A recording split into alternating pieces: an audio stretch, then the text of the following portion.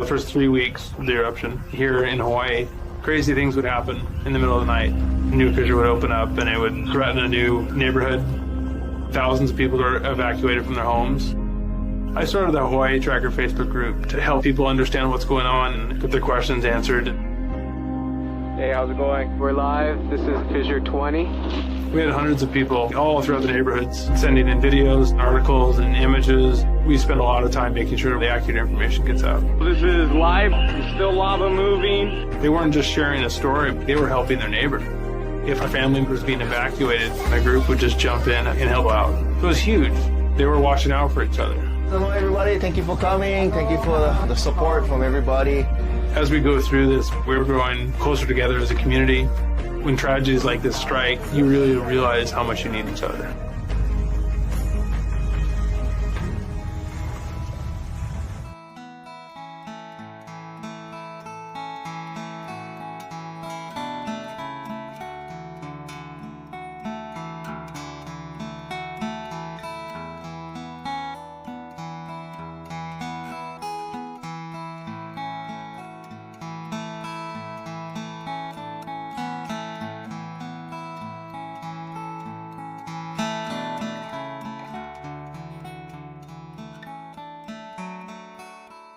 We are the Hawaiian Volcano Education and Resilience Institute, HVERI for short. A lot of people know us from the 2018 eruption of Kīlauea in the Lower East Rift Zone. Working under Hawaii Tracker on the Facebook group. Since then, we've been trying to carry on and take the lessons, the hard lessons that were learned during that eruption and try and prepare for the next major disaster that comes to our island. Yeah, so we do that through two different programs. One is volcano education, and the other part is digital resilience, which we address through online groups on social media. So the way the two programs work together is that the social media networks end up being a distribution pathway for all the information. And having that network in place means we can provide more than just volcano education, but any other preparedness information as well. What we were working for really came about in the Maunaloa eruption in 2022. Within hours of that eruption starting, we had the mayor, Mitch Roth, we had USGS HVO Ken Hahn on the stream trying to help flush out a little bit of the ongoing because it's so new. It's completely different from our previous major eruption, which was 2018.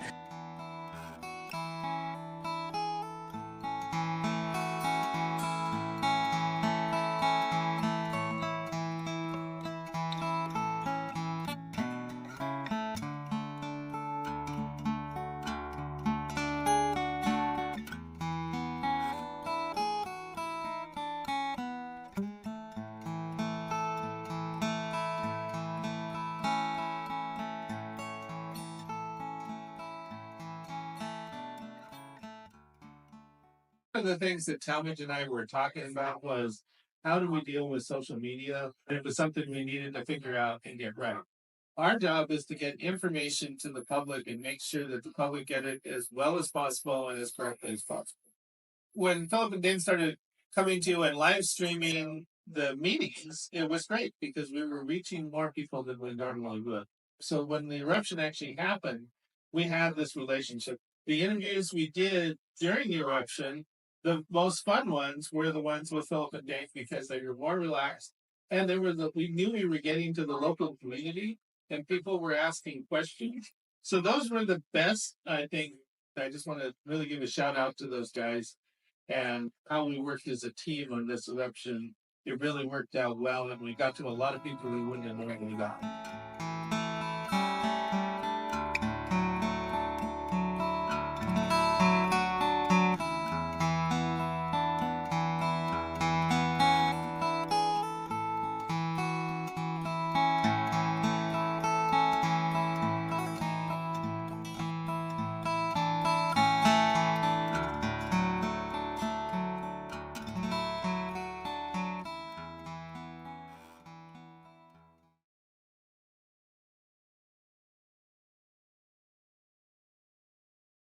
Oh, just a second. You're muted there. Yeah, that was strange. All right. Aloha, everyone. Welcome to our Hawaiian Volcano Tracker for November 20th, 2025. We are HVERI, the Hawaiian Volcano Education and Resilience Institute, a nonprofit whose mission is to boost preparedness for volcano education, digital resilience, and youth development. So we're here today to talk about the volcano, Kilauea's ongoing summit eruption. We are in a week following episode 36 of many, many episodes over the last year, Dane. How's this past week been for you? Wet. I'm going to go with wet. It has rained a lot over here in Puna, and it's not raining right now, but if you hear the patter in the background shortly, I wouldn't surprise me. That's how much water we've been getting over this past week. It definitely has been wet, right? Ever since the eruption, when right after the fountains began, it began getting wet. It's been wet, and it's just starting to dry out now a bit. Yep. Interesting pattern here. All right, so as usual, we'll step through our update, looking at the images and monitoring signals from the USGS. Dane and Lou will be directing our chat discussion and collecting questions for us to discuss. And as always, thanks to our ASL interpreters, Carrie and Daniel Kaufman. So all that said, let's get into our summary, and let's get anything else to add, Dane. Nope, let's do it. All right, let's push the right buttons here. Sometimes it's harder than it sounds. And here we go. Hello, everyone. This is our Hawaiian Volcano Summary for November 20th, 2025. It's been 10 days since Kilauea's latest episode, number 36. And in that intervening time, we've had continued movement, slumping of the material that was deposited from that episode. We're having a live look here at the V3 camera, showing ongoing degassing from both the south vents and north vents, as is typical between our episodes. And we are now amidst the pause between 36 and 37, going for 11 days, with the window from the USGS predicting the next episode within the next 1 to 7 days or so. So here we are. There's the tilt pattern from the last 10, 11 months. And zooming in to the last 3 months, you can see we're recovering our ground tilt following episode 36. Have not quite reached the levels of inflation we saw prior to the onset of 36, but we're getting close to there. And zooming in a little further into the week-long view, we can see we've had a slight slowdown of the inflation rate. So given that, the USGS forecast window may change with time.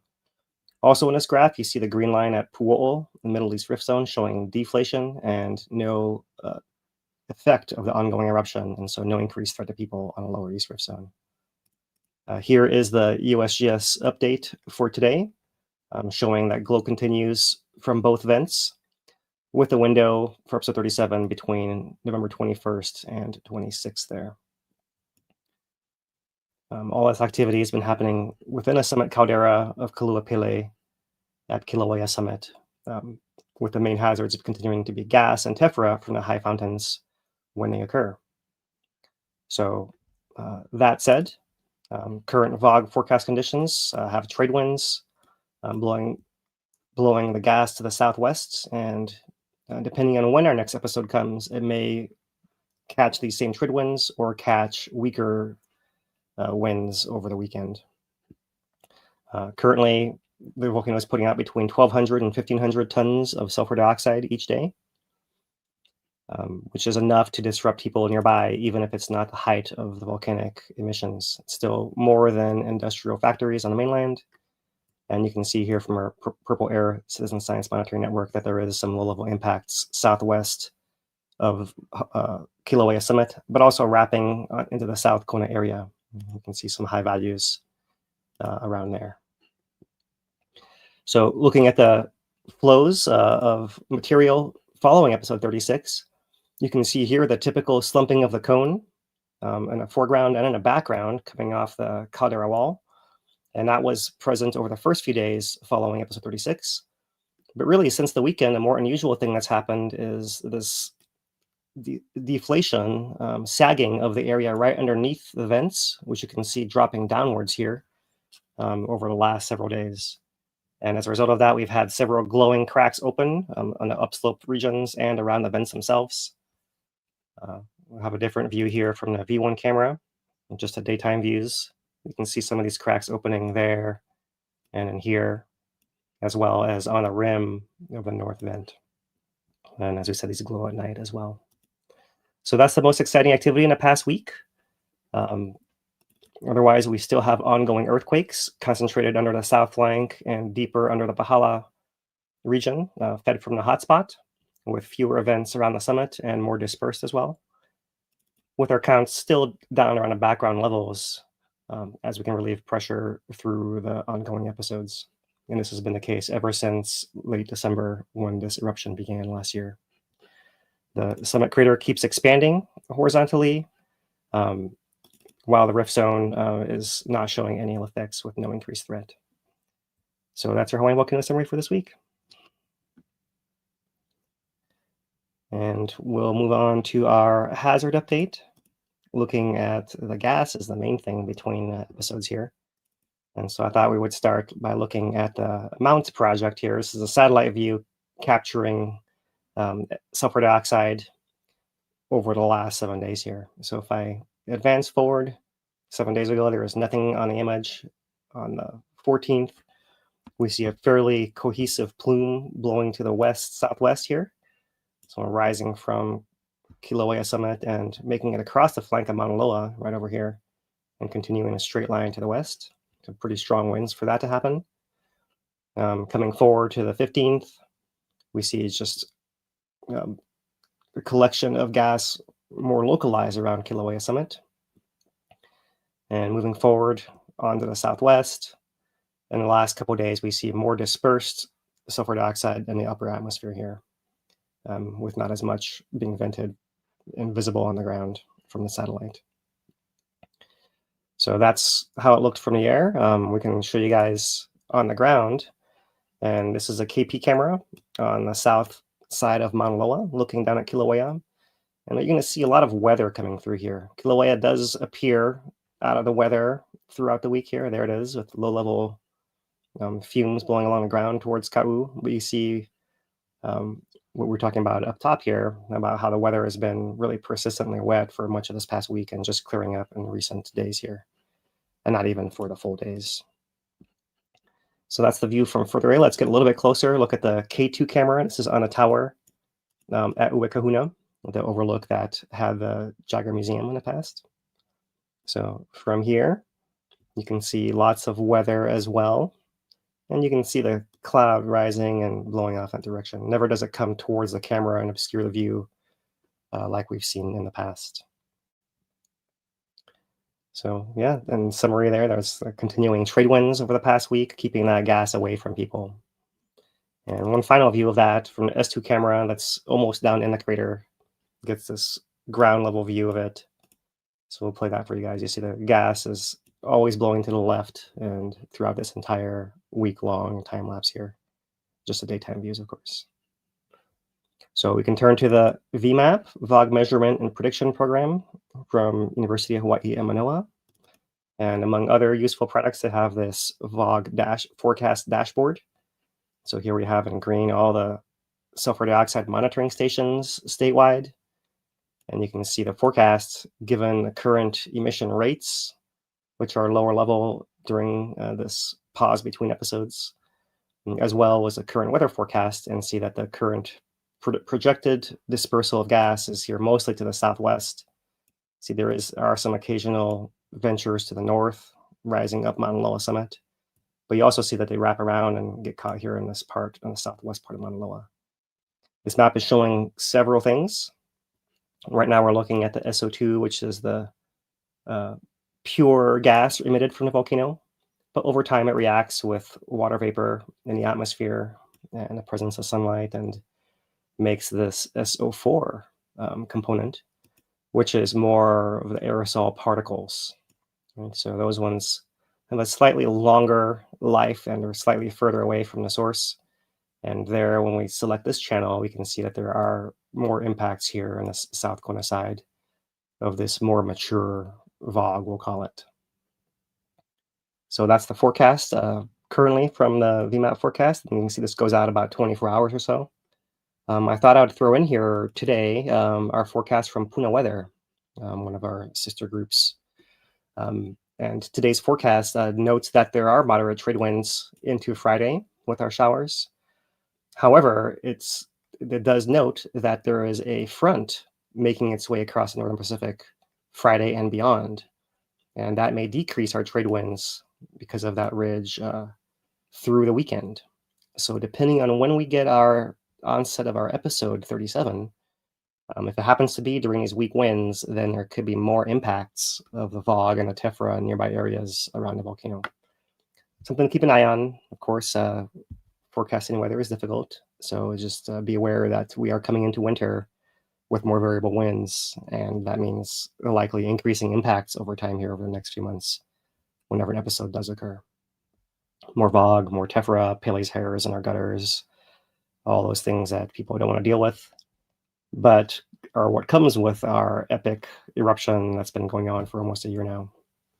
So that's the current outlook. We go back to our current data. This is the state of Hawaii air quality data, looking at all the different components of pollution here, and everything in the green, although there are some elevated values, as you'll see here, down South Hawaii especially, that crept into the yellow earlier today, as well as over on the South Kona side. Looking at just the SO2 in particular, you can see that there are some areas. What's this one right here? Ocean view that is in the yellow at moderate level and increasing currently, right? So the plume is blowing across that station. You can see it's actually into the yellow right now. Doesn't always happen live, but some of the other stations you can see have been rising as well. Maybe haven't quite hit that threshold. So that's what we see here in Hawaii Island. Interesting, if you go over here to Lahaina, Lahaina's got some as well, but for a wholly different source, because this is not our VOG reaching just there and nowhere else in between.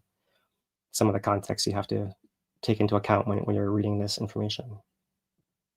So there it is. There's our station in Ocean View with the most effect. If we look at their Purple Air Citizen Science Monitoring Network, once again, this has got a little bit better coverage. So we can see not just where the state sensors are, but any individual that wants to connect and contribute information.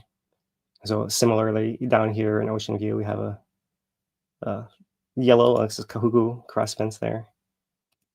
But South Kona, you can see in a yellow as well, and up and down into it over time here. So there, even during these inter-episode periods, there is impact of the gas, and that's been going on for almost a year as well here. Closer to the viewpoints, things have been pretty good. Everything's in the green according to the map from the Hawaiʻi Volcanoes National Park.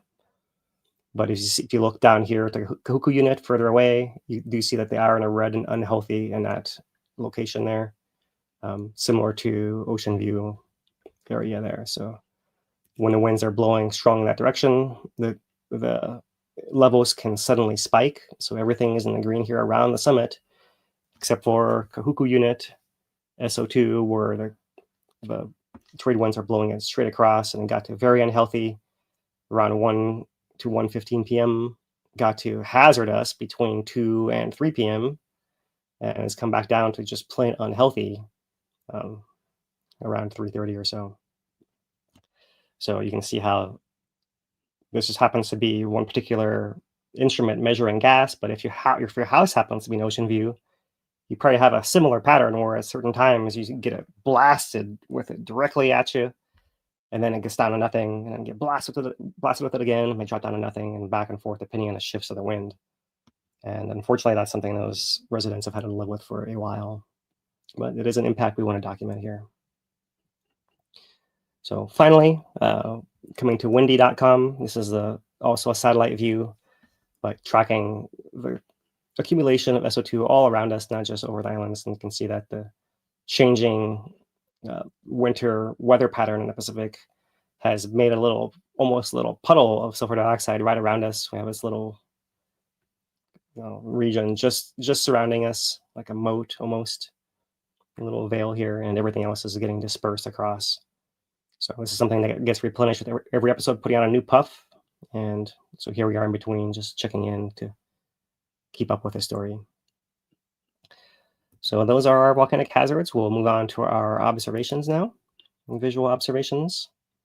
And I think I will start with this most recent photo and video chronology released by the USGS from during this pause week, where they were surveying the hazardous closed area of Kīlauea Summit.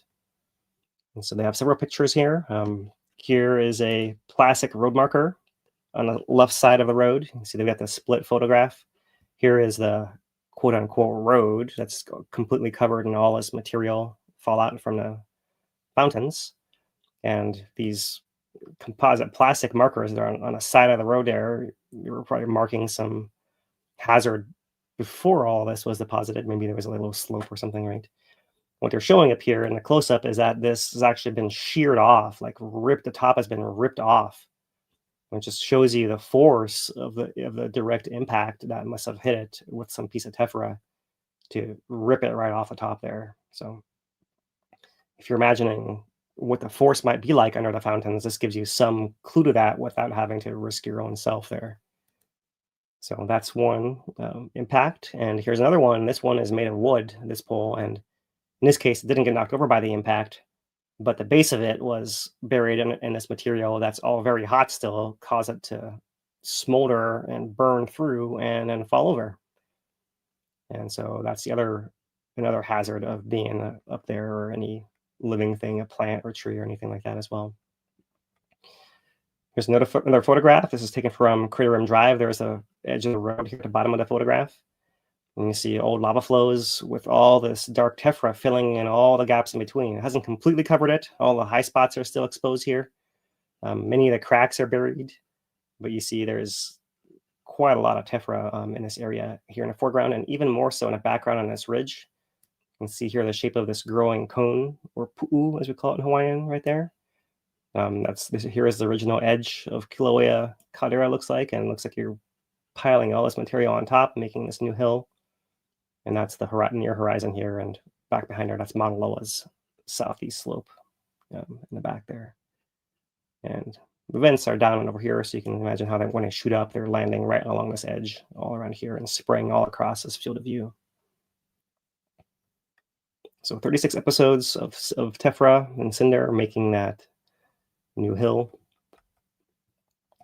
And here are scientists doing other documentation and repairs. On the left, they're measuring the distance across these cracks. You see they've got two pieces of rebar that are installed here, so they can always measure from the exact same spot.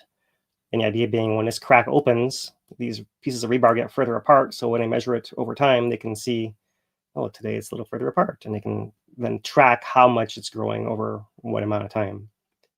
So that's something that's showing that there is still movement to the ground, as expected with such dynamic action at the summit. And here on the right, you're seeing another geologist checking on the monitoring equipment. Some combination of transmitter, solar panels, and I'm not sure if this is a webcam or exactly what there. You can see that one of these solar panels has not been replaced yet, and is showing the impact of all this tephra in the area. Right, it's shattering all this glass right there. A lot of damage this stuff can do. So it's interesting because we've been talking a lot about how on the highway, when people are driving around, we're seeing these big blocks of tephra come down, but they're very light. And people might be worried about driving through and seeing a big rock coming down towards your car, but it actually comes and it hits you, and it might just pulverize because it's so light and made of very little stuff. It's glassy, you will scratch it. But here, closer to the vent, you can see the actual sizes and density of the material is much greater, right? So it's actually doing a lot more damage. And it just happens to be good that the road is 5 or more miles away, and when it's landing, you're getting filtered out, all the lighter stuff only getting that far. But that's why when we look at the viewpoints that are closer to the summit, closer to the fountains, we worry about those a little more with the higher impact, heavier material. And even the small stuff, the Pele's hairs, can be very irritating and aggravating and dangerous as well. So I believe that's the end of the photo release here from a couple of days ago. I think what we'll do next is go back in time to the previous release, which we covered during the last update. But there is one new video shown on here, which is this time-lapse compilation of episodes 34, 35, and 36. Beyond that, we have the photo composite we looked at last week, and some of these other snapshots, views of each episode as USGS is essentially catching up from the government shutdown and posting a review of much of their work over time. One of the most striking things being how much they've had to dig out some of these stations from underneath this tephra fallout. And so massive amounts of material falling down there. So I believe we looked at most of these last week. So we'll focus on just this time lapse. And let's show it for you guys here. So this is from the USGS. We're going to show you guys the near view for all the episodes first. Here's episode 34. Besides the glorious fountains, streams of lava coming down and feeding the flows across the crater, you can see this material sliding off the caldera wall as well. Here's 35, precursor overflows, north vent first, south vent next, spraying higher, shooting lava right at this camera. They're noting heat damage to the lens during this event. Look at this flow coming right at the camera this way too. And 36 from that same point of view. A little extra burst out the side of the south vent there. We talked about a couple weeks ago. Last week, I guess. And there, now we'll zoom back out to the far camera views. So 34, north vent first, south vent next. Double fountains, south vent reaching higher, north vent more inclined. And you can see the waves coming across this flow, moving through the crater towards the camera. 35, there's a north vent first, south vent next. You got a glimpse of that lava falls in between coming down the back wall. And another of these flashes of surges coming across the surface of the flow here towards the close edge to the camera. 36, daytime start. Look at all the dark material. It's all the tephra falling out of the sky. And all this downwind direction over there. North vent shuts off first. South vent decreases more slowly over time. So that's our recap of 34 through 36. And from that, we can come here to our post-episode 36 subsidence views. And this is the most interesting thing to show you guys. So what I've done is taken the KW camera here and zoomed it in to this near event area and clipped off some of the days where the camera moves a lot or where there's too much rain to really see through. So it might be not exactly perfect, but it gives you the idea of what's going on here, right?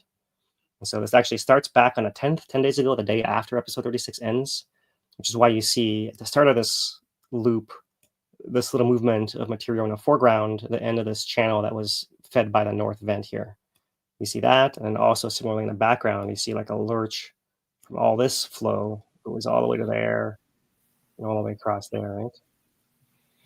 Then you see extra material moving beyond that, uphill there. So here on this north vent cone, you see these cracks opening up here, but also more material coming. You can't see it on the camera here, but off the crater wall just behind the south vent and feeding this lump that's coming around here. Also, looks like it's deflating right by the cone there, like immediately after the episode. Huh? Well, so that's the second part, right? So that's this deflation thing starts around the 15th, which is around Saturday. And so after this lurching of the material, then you have this sagging, and this is less typical to see. And you can see if we look at it, focusing on the vents, the easiest thing to note, how it just changes profile and drops down. And if you look closely, it's actually sagging all the way to here. The center of that depression might be somewhere in here, right? With the effects going out as far as that. This whole area sagging downwards, which is really interesting here. So that's the close-in view. I can show you guys. This is the original view zoomed out. You see the entire caldera there. There are other areas of sagging we've seen before in the central part of the crater here. This part of the area seems to sag and deflate as well. That's ongoing. But we're really focused more over here just to show you guys this full effect. This is the area very near the vent that we see movement on. And we'll see a little later, the USGS is talking about subsidence and movement in the area in the southwest part of the crater. It's not quite clear. They're not very specific about whether it's this or movement of this material off the back wall. But in any case, there is more action here with this settling than we see in most weeks. And this coming a full 6 days after the episode was over. So that's the view from the KW camera. If we look at the F1 camera, It's a little bit clipped off of the vent, so this is the whole last week sped up. You really don't see much. You can see it flashing across here, but no real obvious change in heat signature or anything like that. So let's move on quickly from the thermal. Let's go to the B1 camera, which is on the far edge of the crater. So our vent area is way back over here. And this is a view we started showing you guys last week that goes back to before episode 36. So you can see this full effect of what's been happening in this eastern area right over here, right? So we noted how this area has seen injection, right? It looks like it drops down. That's a loop restarting. So it's really popping up and then stabilizing, and popping up and stabilizing is what you're seeing here. But this is an area that's been mobile with lava injection into this eastern part of the crater before and after episode 36. So if I come here to, let's see, this is post 36, including from the very first day, from the 10th on, you can see that there's a little bit of wiggle upwards still here in this area, not as much as that full sequence I just showed you guys. So it does happen for a few days after the episode is over. There's injection of lava into the east part of the crater. But if we trim it to the 15th and later, when we start seeing the sagging from the vent area, now it's much more subtle. There may be some movement that's very small here. It's hard to pick up on this camera with this field of view and the scale, but it's largely slowed down here. And the reason we're looking at this in this sequence is to figure out if there was sagging underneath a cone in that vent area, which we know has a lot of this degassed magma. Maybe that degassed magma went somewhere, and if so, where did it go? Did it go down? Did it go sideways? And so we're trying to see, could it have come here to the eastern side? And it looks like it didn't come, at least in that sequence. If anything, if there's any connection, it might be that we've seen continued injection into this area first, and maybe through some cascading process over 6 days, that feeds up towards a vent, and it finally has some room to drain into an area closer by than this as well. So that's just a little bit of nuance here, like what may actually be going on now. It's not quite clear, because we don't have any answers. It's just some observations that you could follow along with as well and look for clues to try to decipher this volcano and all the different things it can do from week to week. So let's go back to our near vent views. Let's go to the V1 camera here. This is the V1 camera's night and day views for the last week. So you can see the glow from the north vent and the south vent as well. But you also can see cracks that are glowing, opening up and visible in nighttime views especially. There is that crack right there that glows. There's this one up here that also glows. And there's also a little bit of the glow from this crack right up here on the edge in the north vent. Right, so we'll play it one more time. It's harder to see when it goes between day and night, so I'll do a break. I'll split out the days and nights separately, but just so you can see how these glows appear. Right on the 15th there is when that happens. And then the glow from this crack doesn't appear till a little bit later, but it is present here over the last night especially. You can see it glowing through there. So let's look at what that looks like just at a nighttime view. 13th, 14th, 15th, the evening of the 15th, they appear. And then they basically are contracting since then. So in this area, you can see that that main movement was on the 15th. And since then, there's been movement of other stuff around here, but these particular cracks did not open as much as that particular day. So here is just the daytime views, looking at the whole last week or so. And so there is some movement on this camera. And the way you can look at and tell this is by looking at the background over here. This back wall is not supposed to be moving in the image. But you do see it wiggle a little bit. It's been windy and rainy, so the camera does wiggle around, especially if I'm zooming into it this far here. So you can see the overall process of it, right? For example, you can watch this crack up here open up, and all this yellow sulfur deposits from other vents. These other cracks further up here as well opening up that are all this other sulfur being deposited from the gas escaping through here. There's this crack right in here, similarly getting discolored all the way down like that, where the gas is coming out. And if you look closely, you can see this crack opening up on the edge of that rim there. But there's a little bit of extra movement going on here because of the camera actually goes up and down a little bit. So I try to clean this up a little bit more, take out a couple of these frames. And so here you have that slightly clean version. So here the back wall doesn't move nearly as much. It goes a little bit side to side, but not nearly as much up and down. The idea being to isolate this up and down movement. You can see this profile right here is moving across my image, right? That's the whole edifice, this whole structure of the cone sagging, with the center being off the camera to the side, as we showed you from the last view. But the effects near the vent are very interesting because, as we've seen, changes by the vent can change the dynamics of the fountains, right? Let's say you have some material flowing in there, the vent's getting narrower or deforming in shape, possibly getting blocked off, possibly having material falling into it. All these things that could clog it or change how the lava comes out of there when it builds that great pressure and froths out. So that's the most interesting thing. Now we'll have to wait to see over the next week when the next episode begins what effect this actually has, if any. It could just be that it's so powerful it just blasts its way through, clears it out. But this is also why we see lava leaking out from various edges during these main phases, because you can see how cracked and moving this entire surface happens to be here. So from the V2 camera, a little bit quicker now, and there's a little bit more weather from this angle, but what you can see if you focus up here first, there's a little bit of exposed rock here that you actually can see below it. This whole mass of material sliding downwards in this loop.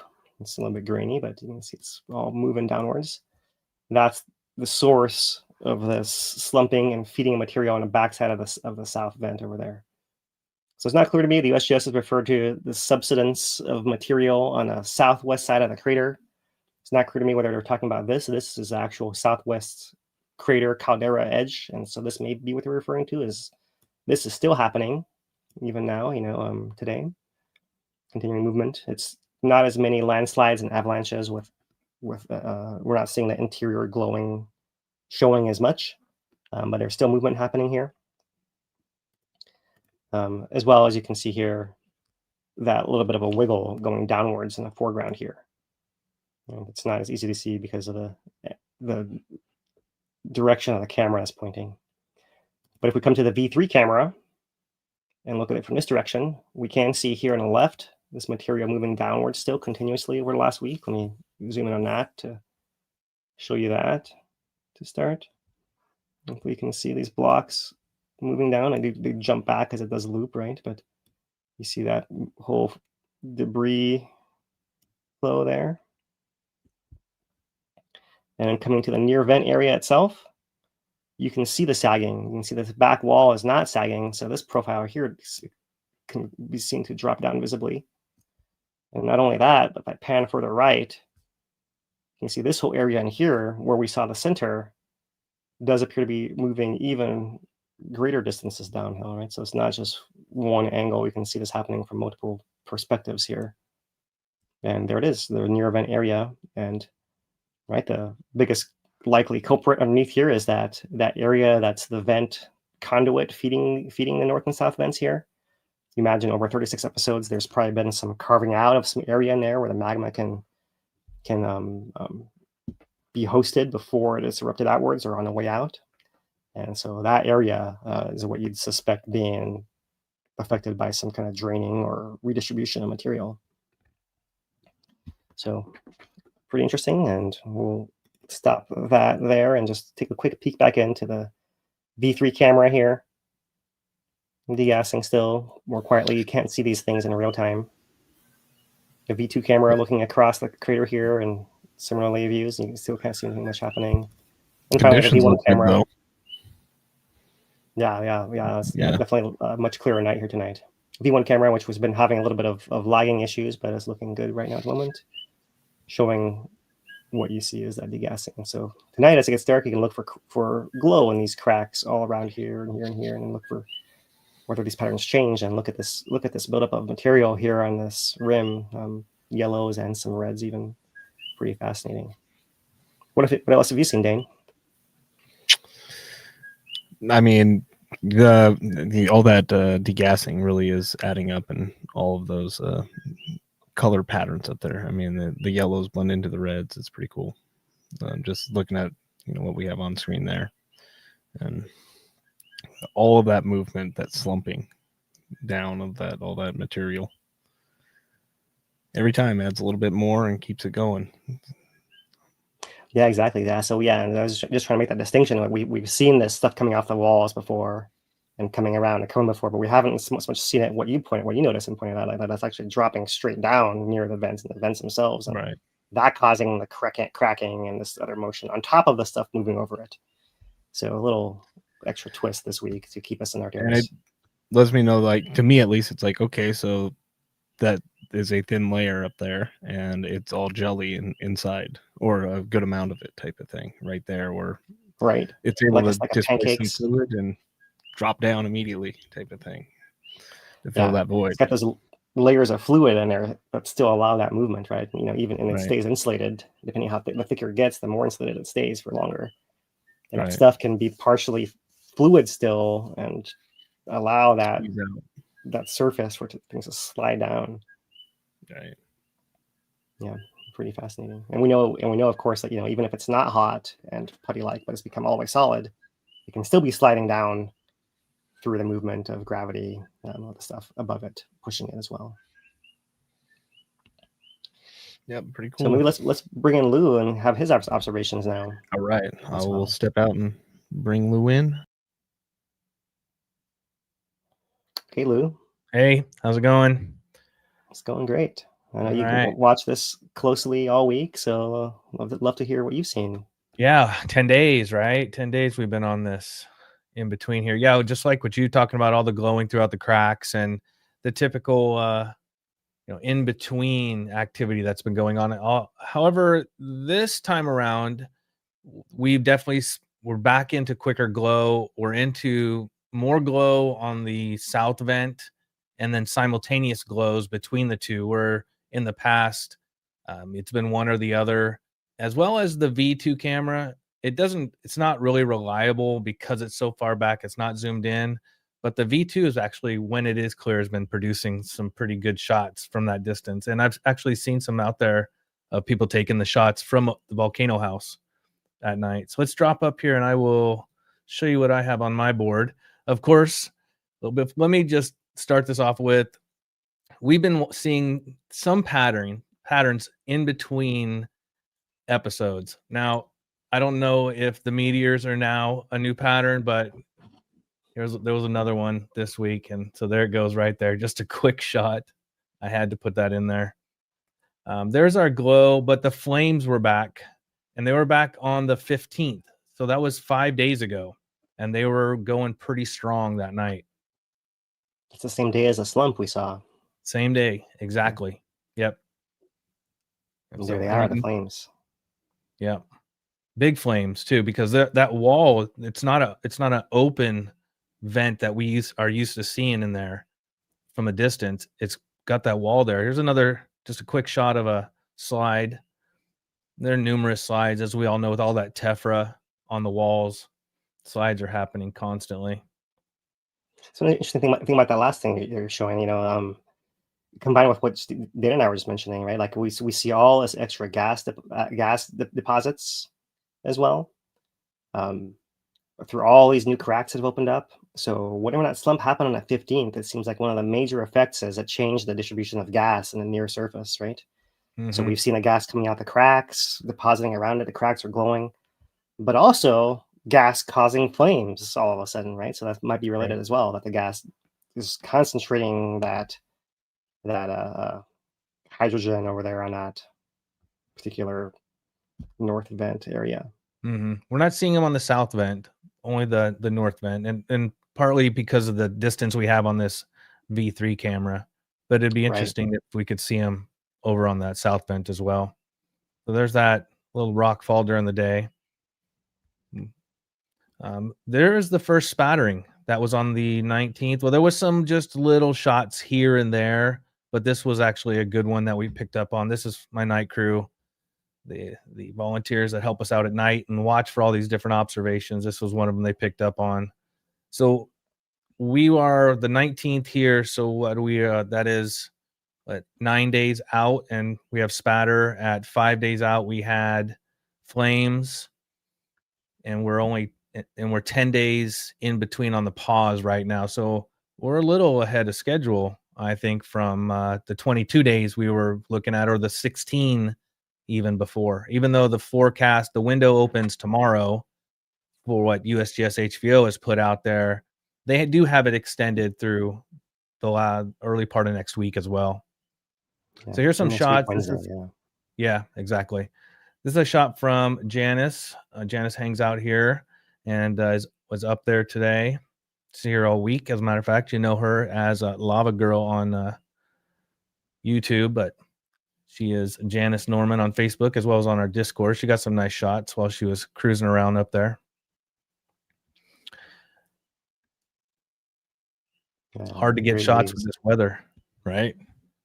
Okay, so here's a little something that we show. Phil's always showing the time of the tilts, and so I went ahead and a lot of people talk about the activity in the tilt that happens prior to the end of an episode, and then throughout till the start of the next episode. So I'll roll this here, and one thing that happens that's consistent, you can see that on the episode before episode 36 happened, you can see that big dip in there.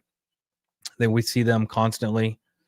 I thought it'd just be kind of fun to put this up here. You got some comments, Phil, on the scrolling tilt? Yeah, it's always been fun to watch that. Yeah, and the trick is always keeping an eye on a scale bar on the left because it can change over time too, right? So sometimes it makes things look bigger or smaller, just like there, kind of zooms in and out. Yeah, they're pretty cool to see. Mm-hmm. And the danger of it zooming in too much is then you might see like some giant bump and think it's like something major happened, but really it just zoomed in on you. See, that's what you got to watch out for. Yep, and you can see it bouncing around on there constantly. And that is it. That is the observations I have for this week. All right, mahalo. Appreciate that. So yeah, why don't you take us to our community corner? I'll hop out of here and let Dane come. All right. Dane's still hanging out around here. Yep. There he is. We're going to be all kinds of screwed up in our layout. All right. Oh, see, Mark, now you messed me up. There we go. Community corner. Here we go. We actually have, who do I have tonight? Oh, I got Carrie. Hi, Carrie. Thank you to the ASL interpreters. Appreciate you guys. All right, let's go. I have to jump my screens. Here we go. All right, we have a lot of stuff happening. The park is wide open again with all kinds of things happening. The Kahuku unit is open. I know many of you have been waiting for that. There's a shot there with a reminder of it is busy up there during these episodes, as just a safety reminder that even though it's busy, just don't crawl under the barriers and walk around. Phase 2 of the disaster recovery project is well underway up there. That is a shot of the under renovation visitor center, KVC. The structural steel support for the covered pavilion on the west end of KVC is up. The wood framework on the new restrooms is visible on the east end, and septic installation is underway. It's important to have flushable toilets up there. Work to convert offices into visitor areas, increase space for Hawaii Pacific Parks Association store and exhibits. KVC, its restrooms and sidewalks are closed during the project and should reopen in late 2026. There is the open sign of where you can go to the Welcome Center up at KMC, travel through the gate. Those hours are legitimate, 9 a.m. to 4:45 p.m. daily. You can make your way to the Welcome Center because the KVC is closed for renovation, but park rangers, the NPS Passport Stamp Station, Dane's favorite Junior Ranger books, visitor services, and the Hawaii Pacific Parks Association store have relocated to the Welcome Center at the Kīlauea Military Camp. Take Crater Rim Drive west, a little over a mile from the park entrance, and park at the adjacent ball field. Parking in front of KMC is for registered guests only. That's right there where that flagpole is at. That whole area, registered guests. All right, the Welcome Center is open from 9 to 4. And parking is what it is up there. Those are actual shots shot by a friend of mine in Australia, David Finley, who was up here for episode 35 and 36. So just be patient. Keep driving. Closures. We still have closures up there. Maunaloa Road is still closed. I don't know if the fire danger is still high, if it's dropped to medium or not, but they are still reporting that the road is closed. Highway 11 power pole replacements going on. Helco's line relocation and replacement project continues. Power pole replacement is nearly complete along Highway 11, and almost all the new lines are installed. Dane, we talked about this, how old those original poles were. There, how old were those? 30, I don't remember, but they were ancient. They were old, though, right? They were tiny little things too. Yeah, just running through the forest. The upgrades will provide. They need it, and it's a long process. There's a lot of poles that need to be replaced. Yeah, well, there's just so much jungle growing around them to get to them. Yep. The upgrades will provide more reliable electricity for the park and island-wide. And here is temporary closure of the Kīlauea Iki Trail Western Switchbacks. There's an update on this one. Okay. The western switchbacks of Kīlauea Iki Trail are temporarily closed for repairs Monday through Thursday, 6 a.m. to 4 p.m., but open to hikers other times. The completion date was set for 9/30/2025. It is now updated to the work should be complete by December 31st. I'm sure the rain doesn't help. There are your lava viewing areas. They're everywhere. If you don't like where you're at, or it's busy, just keep walking. You can park at Wake Kahuna and make your way all the way to Volcano House, and I guarantee you, you will find a spectacular place. That is actually from the Kīlauea Iki parking lot there in my truck. Exposure is a real thing up there at the park. Okay, and MPS reminds everybody from their website, it says safety is your responsibility, but we're going to help you out. Bring your sunscreen, your hat, and plenty of water. And stay hydrated because they do not have water bottle filling stations at this time. You can purchase water at Volcano House, though. But I recommend bringing your own like those folks. What's happening up there? Stewardship at the summit. Rainforest restoration is going on December 6, 13, and 20. Meet at 8:45. You can help out. Bring a hat, rain gear, day pack, and snacks. Gloves and tools are provided. You're going to help remove invasive and non-native plant species up at the park. And the ranger guided programs are happening almost daily. Experience life on the edge at Wake Kahuna. Explore the summit and other ranger programs by checking the park calendars for dates and times. I also recommend going up there and just walking in and asking because maybe they just don't have the site updated. I would go in and ask. Here's the big event, one of the big events that we've been waiting for. A walk into the past with Dr. Thomas A. Jagger. And this is Ka'u resident actor and playwright Dick Hirschberger. He'll be giving his final performance of Living History program. This is Saturday, December 13th, 11 a.m. If you are going, I expect it to be extremely busy down there. So get there early, bring a chair so you can sit back somewhere if they run out of chairs, but guaranteed this is going to be shoulder to shoulder. Go ahead, Dane. And Dick has, done this probably 100+ times. I don't know. He's done it for a decade at least that I know of. So many runs per year too. And I think we've gone to 2 of them and hopefully be able to maybe make this last one. I don't know. We'll see. And maybe get something done for that. But timing wise, we will, play it by ear. Yep. This is his last one. We might have to buck up for it.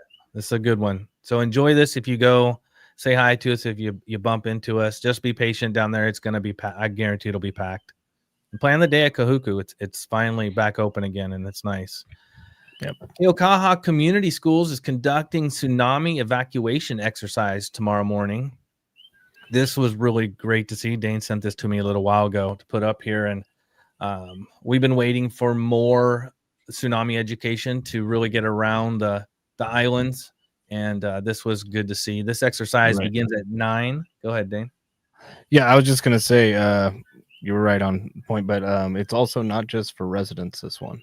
So even if you're, in the area every once in a while, and you would like to know, how to get out of there in case you needed to get out of there, it's encouraged to just come to a drive-through of it. So everybody's encouraged to come and check it out, not just the residents, but if you do live in the area, it could be really important one day just to know where these things are, because it is kind of a convoluted route. Yeah. Right. And it's the only way that it could really work, though. So it's worth checking out if you have the time. Absolutely. 9 a.m. tomorrow. And the Pacific Tsunami Museum is remembering Halape, Saturday, November 29th. This is going to be put on. This, I think, will also be an extremely busy event. They've been working on this for quite a while now. It's free and open to the community. And you can listen to Cindy Proler down there, the director of the Tsunami Museum, John Cross, and Ante Pua as well. That is a whole list of events there, 11 o'clock, 12 o'clock, and 1 o'clock. It's free and open to the community. And we are running our end of the year fundraiser. Help us support our organization here at HVERI, our volcano education, our AI and digital resilience training, and our youth leadership programs. You can donate to us at hveri.org/donate. And while you're over there, go to our subscribe page and sign up for our email list. Stay informed with HVERI's new eruption alert system. Timely email when eruption and high fountains occur direct to your inbox, as well as our main subscriber list. All right, Dane. All right. Thank you, Lou. So, I want to thank everybody for tuning in today, but want to also thank County of Hawaii through the Bye-Bye Grant program for helping fund this program, as well as the county's support for our digital resilience and youth development programs. Funding has really helped, keep this program going and expand us, looking into 2026. We'd also, but viewers like you is really what we're here for. The likes, subscriptions, the shares, all that stuff does help get the message out there to more people and helps us, in our accounting for what we do. So definitely we appreciate all of the support. And if you are so inclined, we do take those donations over on the website as well as on YouTube. The website link being hveri.org/donate. All right. Well, thank you, Lou. I will get Phil back in here and get us rearranged. Good luck. All right. Oh, I lost Lou. I want to talk to Lou. Oh. All right, Lou. So I just wanted to bring up this tsunami event that's happening, right? Just a little bit more about that. Cindy's and the museum is a good partner of ours. And so, just a little bit of the points of emphasis.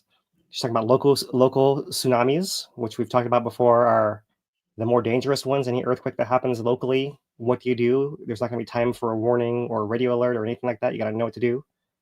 And, here's the spoiler. If you feel the ground shaking by the water, you got to get at least a couple blocks inland uphill, right? But you can tell you much more about that in greater detail, the history of all that. There's that. I'm not sure what the Night Out of Howling Dogs is. You know what that is, Lou? Have you? I don't know. Yeah, so interesting. That must be a story about this event as well.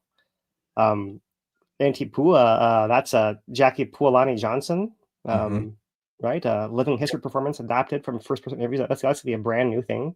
I don't think I've seen that perform before. We've seen her perform up at the park and at Kahuku. Both, yeah. She's a great performer, and we've seen her students performing as well. So that should be incredible. And then John Cross, the story of the Boy Scout troop, right? The Boy Scouts were camping down there and were were swept into the crevice, right? And that's where they were tumbling like washing machine. And the scout leader unfortunately perished, as did the fisherman that was on the shoreline at the time too. So it's a really, really rich history. There's lots more that comes into it than that, but I just thought we should maybe plug this a little bit more. Mm-hmm.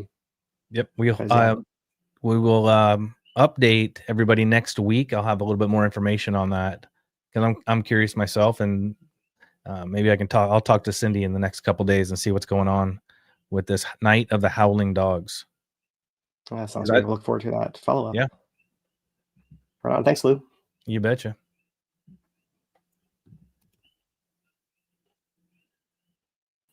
There we go. The Night of the Howling Dogs, I'm just going to venture a guess is that the animals are more sensitive and can felt the earthquake, howled. And we're able to, we don't know. We'll find out. That's just my guess. We'll hear more from Lou, from Cindy next week. And we'll follow up on that and go from there. All right. All right. So let's finish our back half here. We'll start with our Kīlauea monitoring signals. And I'll start with just highlighting some of the text updates over the last week. The USGS is continuing to put out daily updates as well. There's not a lot of change from day to day necessarily, so I won't read everything. I'll just try to pick out some points. As Lou mentioned before, the glow pattern between north and south vent has changed a little bit, and it's one of the things that changes enough that they mention it in the reports. So that's kind of where we start. We see that there is a glow from the vents. Back last week, Friday on the 14th, they could still see weak glowing spots on the slopes around the vents. And so that was the main thing, glow varying in strength around there, right? That was Friday. We'll step forward to Saturday. South vent was persistent glowing, and the north vent was intermittent. Weak to strong, they were seeing tremor spikes, so the ground vibrating, and what they call a tremor, increasing into what they call spikes every 5 to 10 minutes, that they think is related to the gas movement of lava pistoning inside of the vents. So that's a pattern we've seen before. That's all just showing that the process is still ongoing and alive down in there.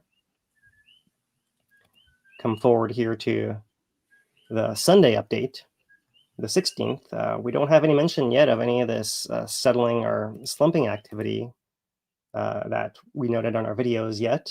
That comes later in the week from the USGS. Otherwise, it's fairly similar. Glow from both vents, more rare from the north vent at that point in time.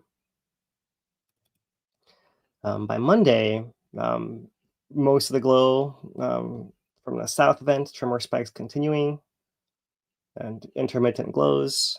So you can see it's just continuing, sometimes a little more, a little less. By Tuesday, the tremor spikes subsided. They decreased there. And so we'll move forward to Wednesday, when we have a continuing note of the inflation. The window is getting narrower here. They've narrowed into November 21st to 25th at that point on Wednesday. They note here glow from both vents still, changing patterns once again. And here, for the first time, slumping due to gravity was observed yesterday morning along the southwest crater rim. So that's really the new information there.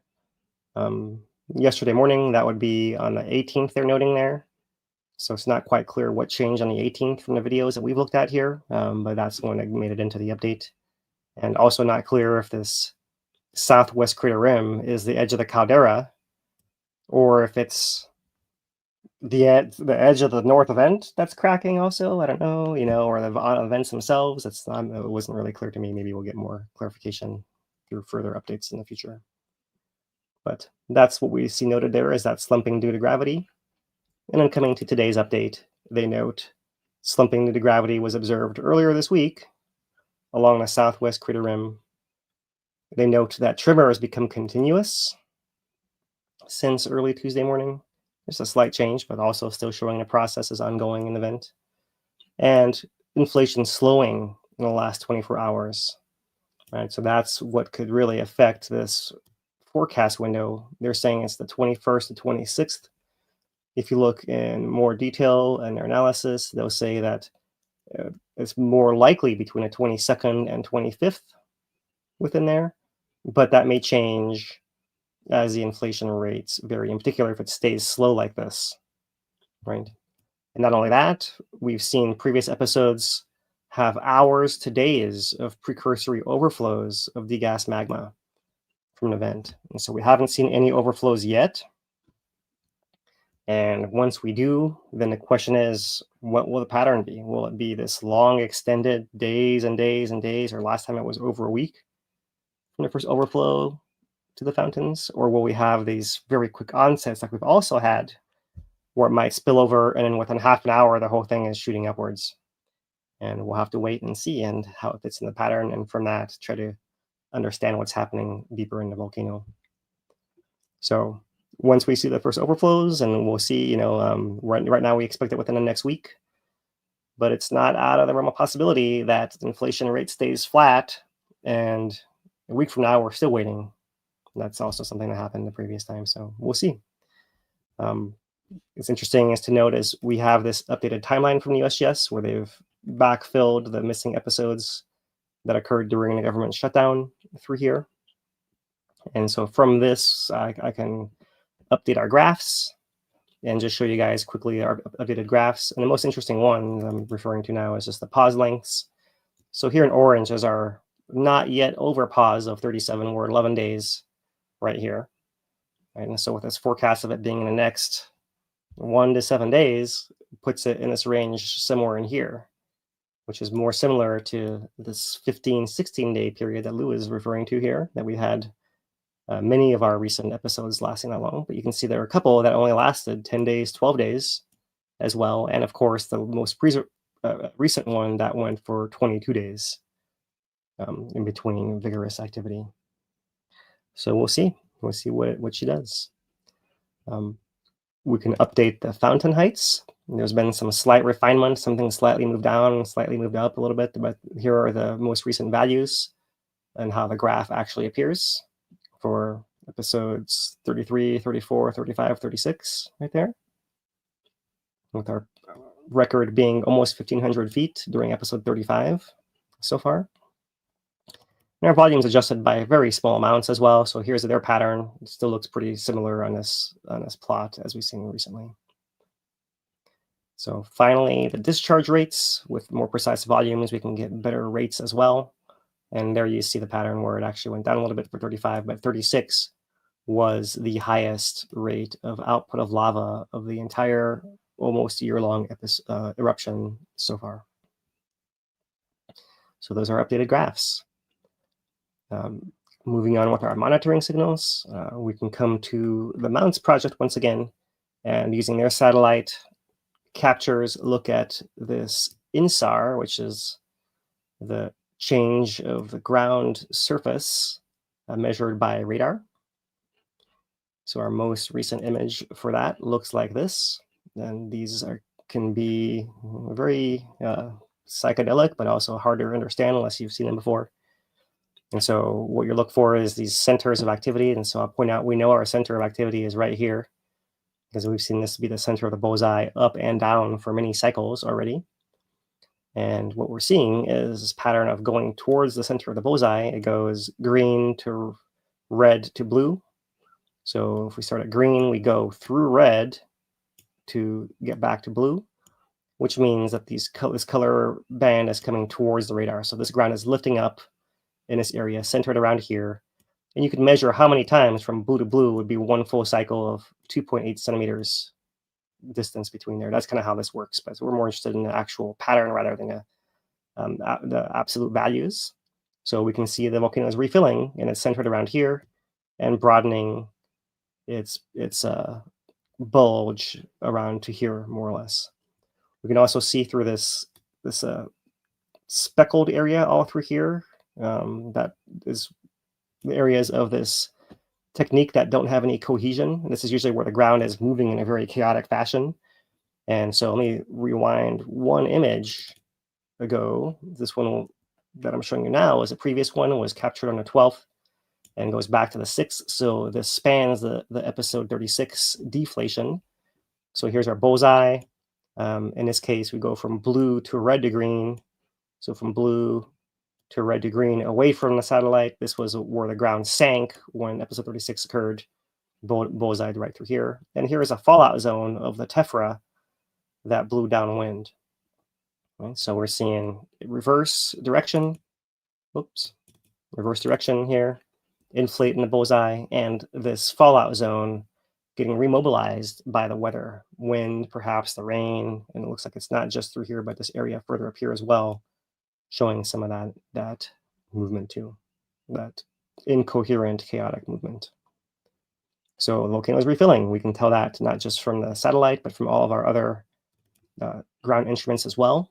So we'll look at those here next, as we typically do. As something else to look at, we did note how, let me rewind here to our subsidence video. This one right here, right? So we know our laser rangefinder is pointing down here somewhere. And I'm curious to see if we catch this sagging, this deflation zone, right? But I think unfortunately our laser is probably way more over in this area than in this area. So we might get a little bit of the far edge. You see a little bit of wiggle even all the way out to here. But it happens mostly in that one pulse. So coming back to our instruments data, here is the laser rangefinder.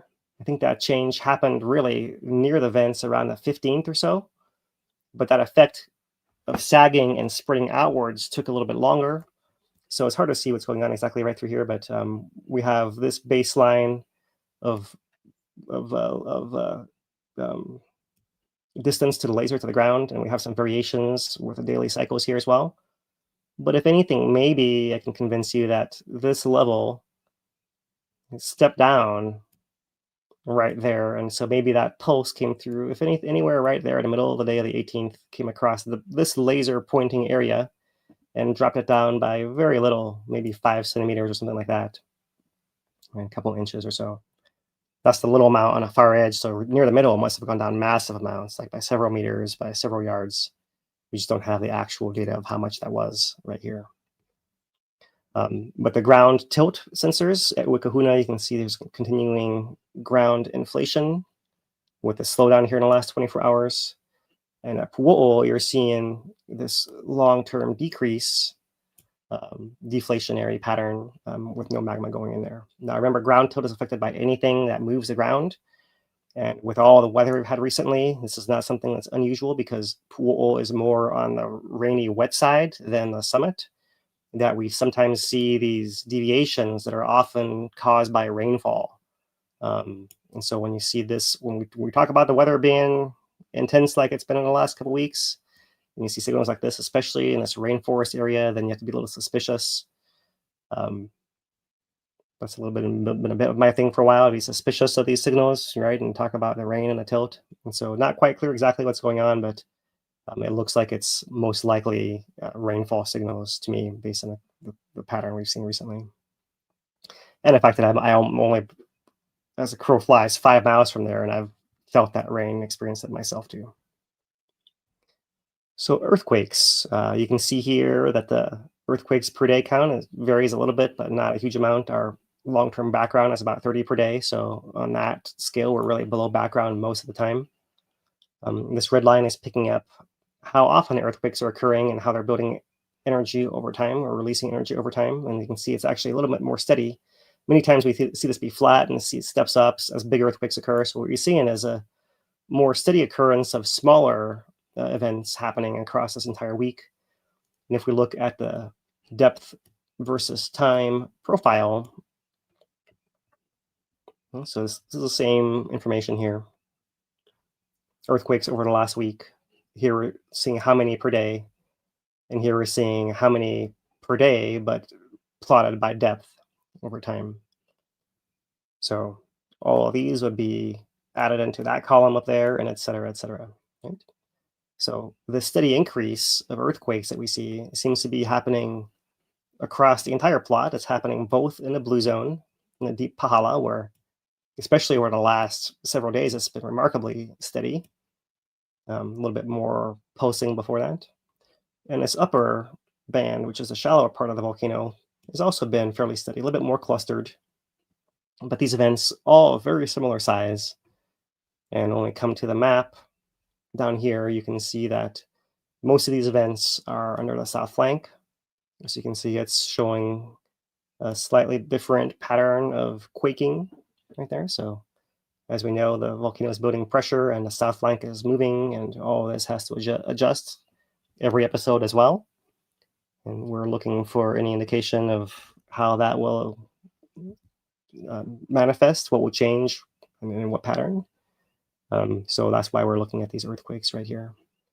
As of yet, they're just quaking. We don't see any sign of any opening here in the rift zone. And as well, that steady pattern is reflected in the deep earthquakes in blues all the way over here on the side of the map. And we don't believe there's any relation between these ones and these ones directly. Clearly, there must be. We think the magma is traveling through some pathway all the way across here, but it's not something we've ever been able to nail down as far as how long it takes, or you will see effects after some amount of time, or this range of time. We don't know any of that kind of stuff yet. So what we can see is it looks pretty steady, and the volcano is steadily releasing energy both in the shallow levels and at depth, all through here. Okay, so that same laser rangefinder zoomed out to the last month.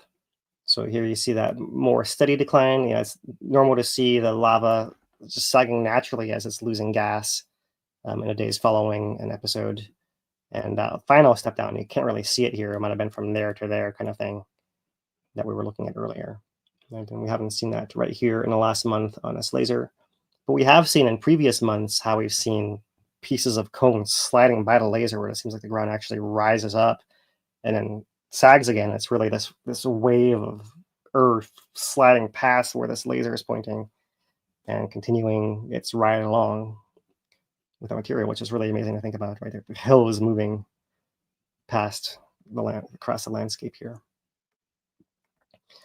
Here's our ground tilt for the last month, summit and rift zone. And here you see those rift zone bumps are much smaller in magnitude compared to the overall long-term decline of ground tilt here. And at the summit, that longer-term pattern, we can easily compare where we are now to our previous threshold that led to the onset of episode 36. And this is a moving target always, things change in between, but it's our proxy, our best approximation for what the threshold might be this following time. That's Wikahuna Station. Moving to the southwest, we've seen a slightly different building pattern with the Sandhill Station. We'll just leave that be for now. Earthquake counts for the last month. Our background of 30 per day is still there, right? We're still hovering on this background, but here's where I can show you the slight change in pattern from earlier in the month where we had fewer larger events with smaller events in between with a stepwise pattern. And just within the last couple of weeks here, this more steady release of energy through similar sized events. So looking at that same pattern, depth versus time. Looking at the shallow band first, you see like lots of small earthquakes present. Similar numbers and similar rates, right? If you look at raw numbers, there's not a huge variation that you see there. But if you look at the size of them from here, they're all larger. You don't see hardly any little ones here anymore, right? And that's leading to this larger and more ongoing release of energy. And that is the interesting part because that means you're doing some work on the south flank here. And maybe it's starting to feel that effect of the summit pushing on it. Interestingly, you see the same pattern here at depth, the Pahala zone, right? Where you see lots of these smaller earthquakes happening until right around in here, and then a shift. So that's interesting as well. And so you have to suspect, I do see some small events over here like mixed in this area, right? So that leads me to believe it's not something they changed with the instrument. It didn't calibrate it or change something like that. That just filtered out more small events. It seems to be some actual change in the data as far as we can tell here.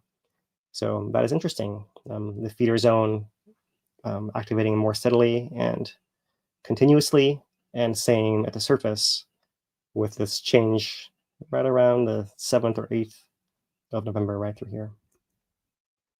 We'll wait and see what that means, if anything. So there's our tilt for the last 3 months. You can see this pattern over time, maybe slight decline on the threshold. So maybe that puts it a little closer. Who knows? And for the whole eruption since December 23rd of last year, we're just about 11 months now, right? A few days away. And the initial 4-episode burst, and then this steady state pattern we've seen ever since then. Ongoing here. There's lava depth accumulating over the last 11 months as well, stepwise, with every episode adding a new layer to the crater floor. And here in the year-long view, earthquakes per week, we can see that ever since December 2024, here's the 2 weeks before that eruption, showing elevated earthquake levels as we were waiting to break open that initial fissure. And once that was open, we've seen a lot less seismicity, especially at the summit, over much of the last year here. And in this scale, you see that little increase of release is just very tiny compared to these stepwise things we've had, and nothing compared to what we saw ahead of the 2024 eruption onset. And we had huge increases in cumulative moment, whereas we're just creeping up here. We're really zoomed in to the last week and month on our previous views here. All right, that's about all of our monitoring signals. We've covered how the summit expands north and south across the crater between each episode, and Pu'u'u is not doing that, and we are not seeing the GPS data coming in there. So speaking of GPS, there are still 4 stations that are transmitting this 2-year data. And around the summit at the outlet, we were wondering what's happening there. The ground is still very slowly dropping. At Byron's Ledge in the east, it's holding steadier, but it is maybe slightly dropping as well through that. This is the up and down component on this bottom panel of these 2 graphs right there. Further south, also dropping, and at Pu'u'u continuing to drop as well. And that's the most important of all these measurements. You can see at Pu'u'u, we saw signals of the ground rising and moving north and moving east together. This was before the Nepal eruption occurred in the summer of 2024. So that's the kind of thing you're looking for. Anyone who's sharp-eyed might notice there's a little bit of deviation in this north signal or this east signal here at the far end, but there is no such change in the north-south or the up-down. So that's just some more localized effect happening right through there. So that's all of our monitoring signals here for the volcano. So we'll zoom out to the island-wide earthquake view. And to start off with, these are earthquakes plotted by depth. Let's see here, how can I make this? Let's zoom it in here. And yeah, we have them. Let's show you the key. The blues are deeper than the reds, the yellows in between. So we have in blues and purples all this activity that's associated with a hotspot, a deep source of magma that splits off into each volcano, Kīlauea, Maunaloa, and the one formerly known as Lo'ihi offshore here, Kamaehua Kanaloa. And you also see these other blue events that are more of the settling events as the island is moving across the Pacific plate, or moving on a Pacific plate across the mantle that's underneath here. And as it does so, it's going away from the heat, and that kind of causes adjustments. And so the ground is always settling all the way up the island chain, and more so here near where it's right. This island's rising over the heat on this side and it's sinking on this side. So you can imagine that there's a lot of adjustment that has to happen over time as this island moves across the hotspot here. So these ones further off of the hotspot, we think are those deeper settling events there. And otherwise, if you look for the shallower events, you can have those be part of the settling too, all the way over here. And otherwise, we zoom in to this area of Maunaloa and Kīlauea. Here's our Kīlauea population, with the most recent shallow event being above sea level 2.2 here. Just today, looks like. I've got my time on UTC, looks like, but That's today. And we still have some events happening here on this east side of Maunaloa, especially in this quadrant over here. We suspect some interaction between Kīlauea pushing as it's inflating, leading to an episode, and then it's sagging when the episode occurs, and so that can cause this push and pull in this intermediate area as well. So that's the earthquakes plotted by depth, and just to kind of scan them by size as well. We like to show this map. Here's the last 7 days, of which the most recent one looks like it just happened a couple hours ago, 3.2, almost 19 miles underneath Waikoloa, so a settling event over there. Next largest, a 2.9 settling event offshore, Kīlauea. And then Deep Pahala, 2.6, and everything else is less than 2.5. And not that big. But the next one being here in the south flank, 2.3. And the most recent one here, also 2.3, occurring at 5:30 since we've been on air. So those are our earthquakes. And one last thing, that is our Volcano Watch article. Where's my Volcano Watch? There it is. It's been a while since we've been able to share Volcano Watches consistently, but here we are, and we're back to the Kalapana earthquake 50 years ago, November 29th, 1975. Magnitude 7.7, it's now called. It was initially called a 7.2, but now you can see it's actually even here noted to be a 7.7. So we can make this bigger for anyone who's watching on a small screen. And here is some damage in a national park, collapsing craters as there was a violent shaking of the summit area of Kīlauea, causing many ground cracks around the summit. Hilo also got it pretty bad. And in fact, Kīlauea erupted. There had been lava in the crater from the 74 eruption that was still cooling and had a molten interior. And when this earthquake occurred, it actually induced an eruption that lasted less than 24 hours. So basically shook our, I kind of imagine, if you had it's all gas driven. So if you have some bottle of champagne or soda or something, and you've vented it off once, and you have that stuff that's left in a bottle after it's erupted, maybe if you let it settle and build it up and shake it one more time, you can get a little bit more gas out of there. And that's how I think of this earthquake. It came after the fact and gave it an extra shake after the fact and was able to ooze something out very briefly, which was basically one of our greatest examples of earthquake-caused eruptions, right? With a very specific set of preconditions where you had this magma body that was in there that had this buildup of gas and it hadn't cooled all the way. It wasn't too far underground, all this stuff, so that when you actually had this very, very violent shaking, it was able to crack and release it, right? The whole summit cracked all over, roads fell in, and also lava leaked out, basically. So that's the far field effect of the earthquake. It's interesting to note that there were a series of foreshocks in the magnitude 4 to 5 range in this area around Kalapana for a month before the main shock.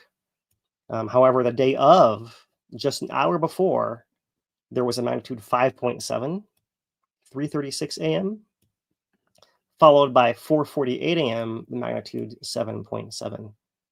Lasted more than 30 seconds, the shaking from this earthquake. And it was felt across all of Hawaii Island and as far as Maui and Oahu. So a very widespread impact there. The earthquake caused an estimated, let's see here, let's wait for interpreters to switch.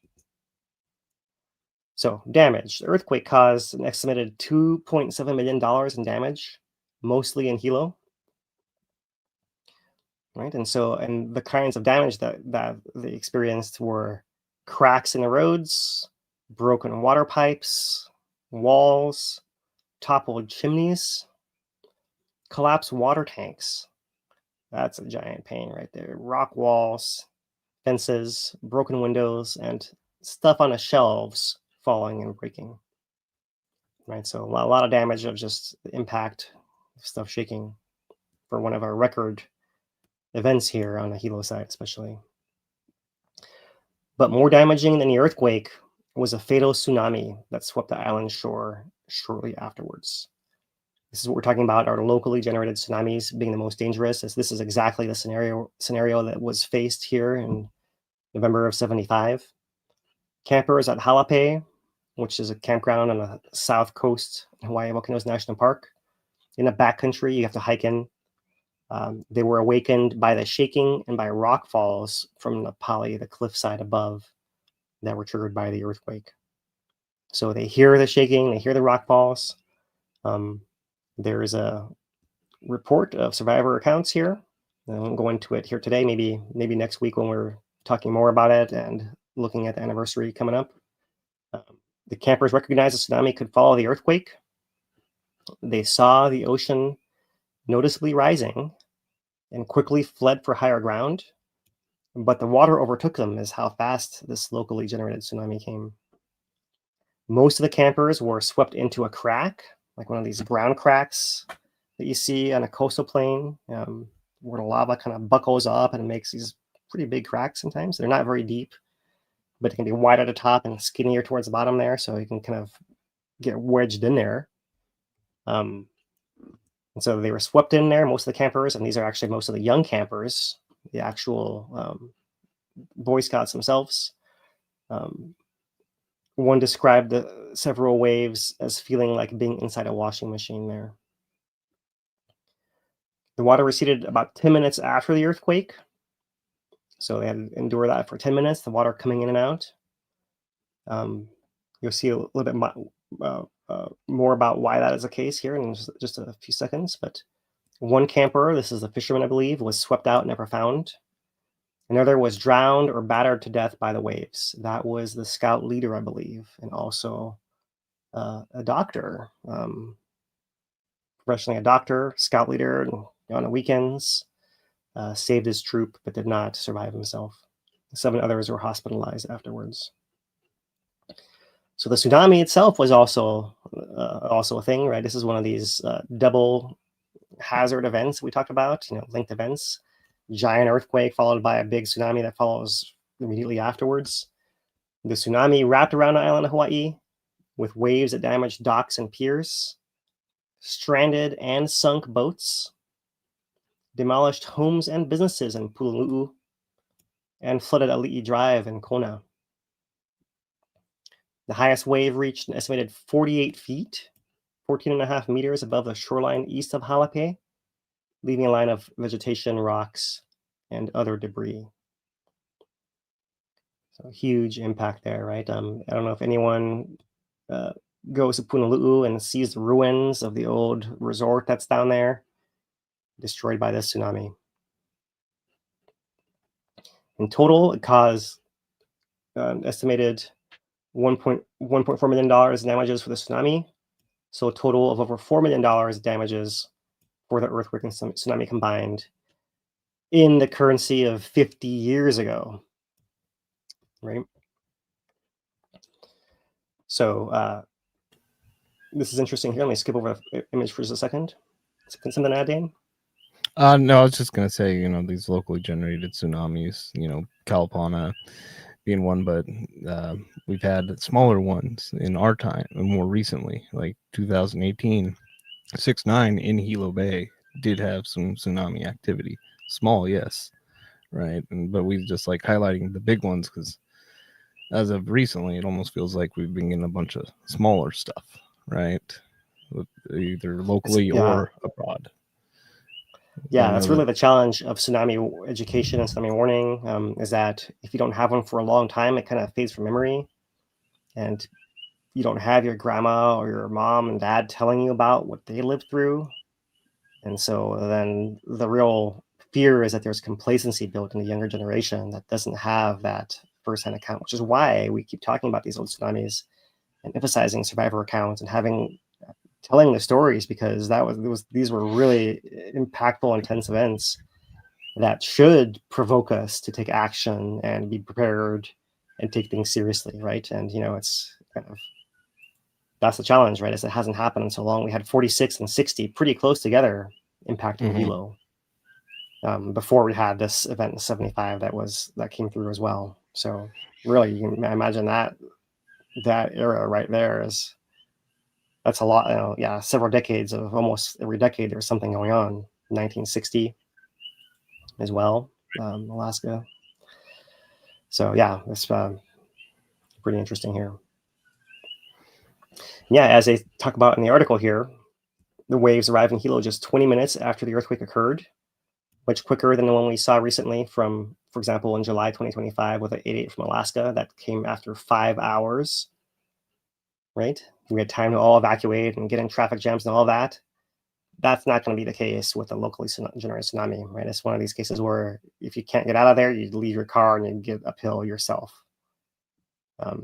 And don't wait for any warnings, right? It's just maybe don't even get in a car. And here is the cheat sheet. When you feel a strong shaking in Hawaii, this is the warning for potential tsunami, and people near the coast should immediately head for higher ground. If local tsunami is generated, it will arrive quickly, possibly before any sirens can be sounded or emergency messages can be issued. And so that's the key thing there, why we really gotta have you know it now, learn it now, because it can't tell you after the tsunami happens, after the earthquake happens. And I really appreciate that acknowledgement that you might not even get a tsunami siren. Do not rely on it, type of thing, because there's no time. And why are you going to rely on somebody to press the button, so to speak? Yeah. So that's the safest thing. If you're strong shaking, just head inland and uphill. Now, that does not mean every time you feel shaking, there's going to be a tsunami, right? That's the thing, right? And why there might not be a tsunami is because you can't really predict how the energy is spreading from the earthquake. And here's what they say about that. Whether or not a local tsunami is generated depends on whether there is significant vertical submarine ground movement associated with the earthquake. So is the earthquake pushing up on the ocean or dropping down under the ocean more so than moving side to side? Or how much is it dropping up and down compared to side, right? That's the balance of how the energy is distributed. And the more up and down you get, up or down, I should say, right? Either way, the more likely you have a local tsunami. So in 1975, they note how areas on the south coast, ranging from Honuapo to Kaimu, right? Kaimu is all the way to Kalapana over there, moved as much as 26 feet horizontally, 8 meters horizontally, and subsided, dropped down by as much as 11.5 feet, 3.5 meters, submerging vegetation and inundating the coastline. So let me scroll up to this image right here. This is an image of the Halape campground immediately after the earthquake occurred. You can see here that this coconut grove was dropped down into the bay, right? So these coconuts did not grow out of the ocean. They grew on land that was above the ocean that then dropped into the ocean, and now they're stranded, and now they're all dead 50 years later. Some survived for a little while, but there is not that growth. It doesn't look like this anymore. It's been planted here where the new shoreline happens to be, right? And they note here how there were extensive cracks on a 15-mile stretch of the Helena fault system, up to 5 feet of offset, 1.5 meters.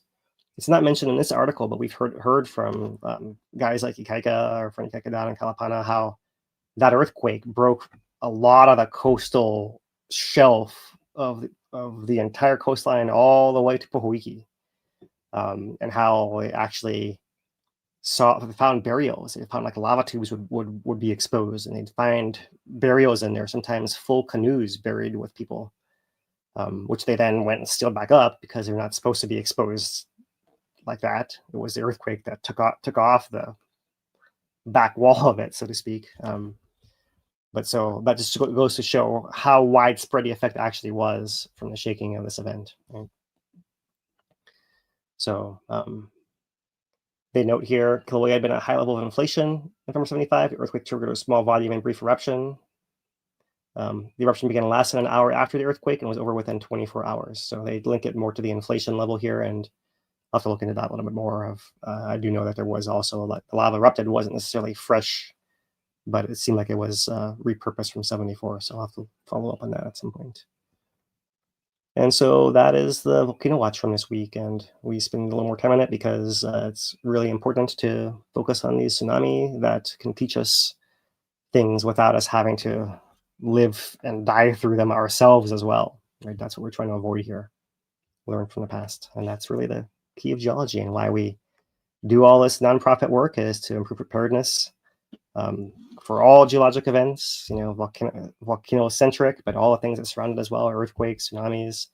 And once we have the system in place, we are going to not exclude all of our other natural events like hurricanes and storms and those kind of things as well. So that's it, Dane. I've come to the end here. And all right. Let you help me wrap it up. Yeah, we do have some questions in chat if you wouldn't mind going at those. First one is from Polygon.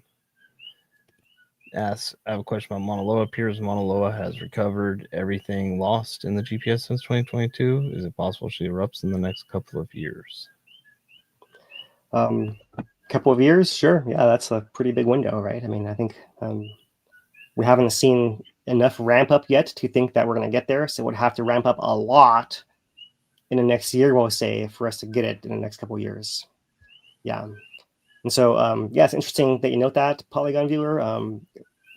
The thing is, the threshold is that we saw it collapse before is tied to the system before the collapse. So once a collapse happens, you can't guarantee that it can pressurize to exactly the same level before it's going to pop.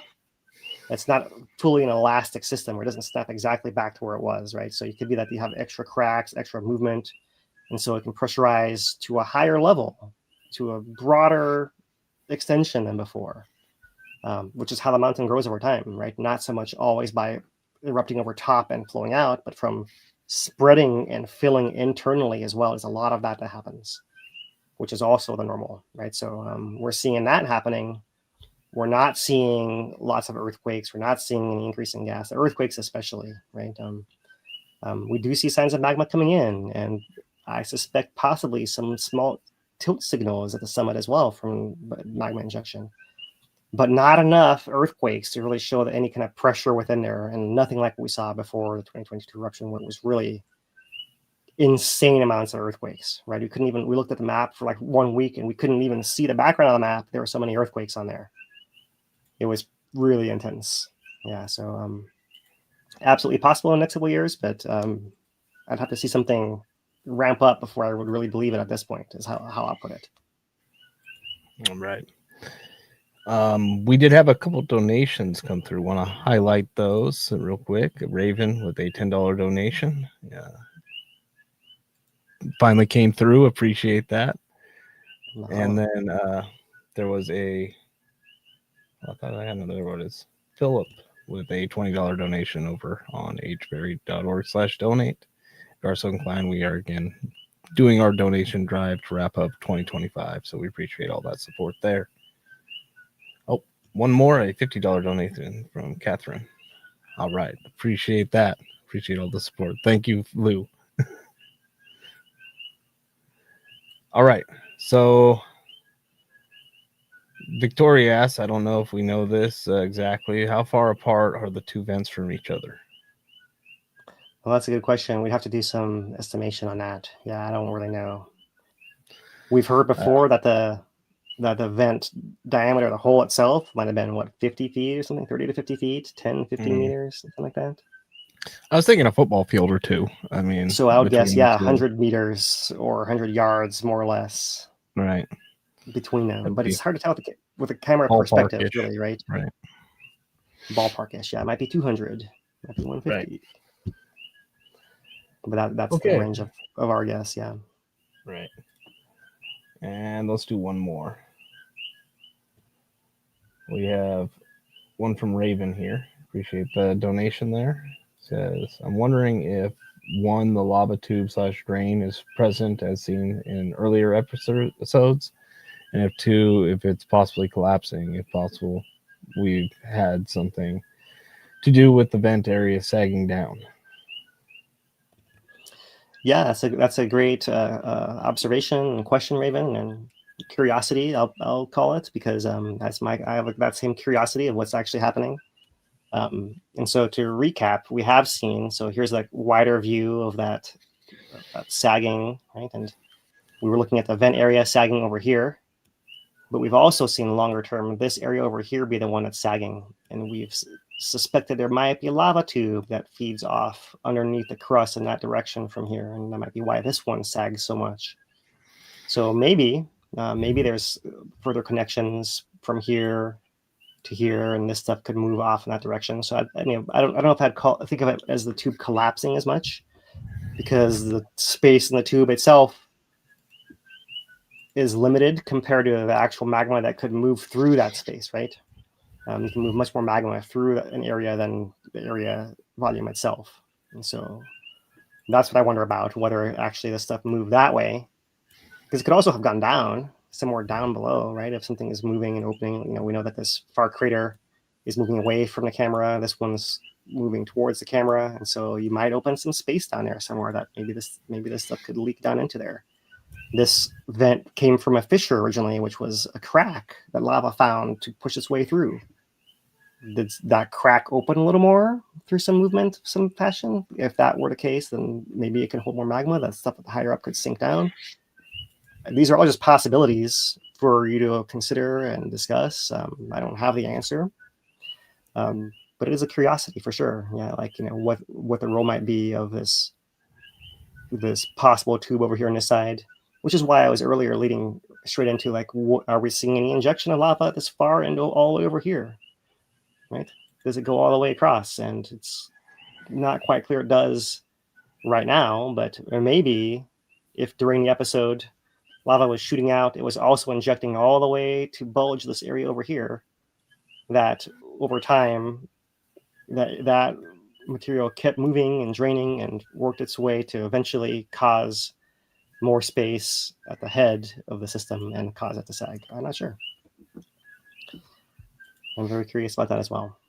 And hard to find that out, because lava comes and puts a new layer on top of it, and then we can't really dig down and see what's under there. It's more just get the clues that you're given and hope that they form an image for the puzzle, right? Right. All right. Well, I think that does it. We'll be back, next Thursday, 5 p.m. Hawaii Standard Time, our normal time? Actually, we won't. Oh, that's correct. Next week's Thanksgiving at this time. So yes, we're going to Wednesday. We're going to go Wednesday at 5 p.m. for Thanksgiving. And then we'll be back to our regular schedule until we get to December, and be taking a break then at some point. But yeah, next week at Wednesday, 5 p.m. Hawaii Standard Time. Get one day early. Yeah, so we'll see. That's the last day of the window. Hopefully she comes through on time, so we can have a more relaxing Thanksgiving among our own staff of ourselves. Although if it comes in Thanksgiving, we could all go up there and watch it and be thankful for that as well. But yeah, I would be scared of the traffic a little bit too. Everyone is. The traffic would be horrible. Oh my God. At the same time. Yeah. It better erupt at 3 in the morning. Let's see what's in store for us. We'll have to wait and see. Right. All right. Yeah. All right. So mahalo, Dane. Mahalo, Lou, and our ASL interpreters, Carrie and Dano. Until next week, Wednesday, we'll be back with our usual update. So for Lou Atori, Dane DuPont, I'm Philip Ong. Till next week, aloha, everyone.